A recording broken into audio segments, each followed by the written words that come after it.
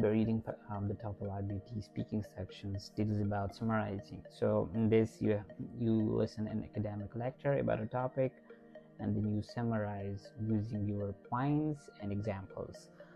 They have examples, they have points, and you will use that examples to build and summarize the passage.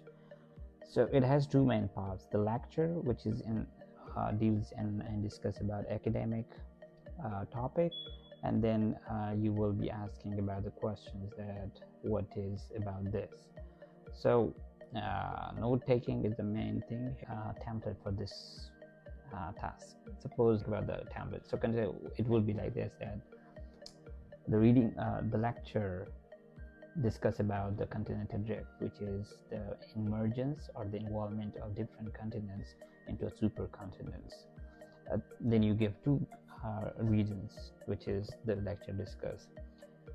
The lecture gives two evidence of this phenomena, and there is one phenomena that says that Alfred Wargreen's theory which support this phenomena, and he used two kind of fossil evidence. The first kind of fossil evidence is the animal fossils, which, for instance, dinosaurs was a reptile and a kind of ancient lizard, but was found in different locations in Africa, and this suggests that they have moved from one place to another place.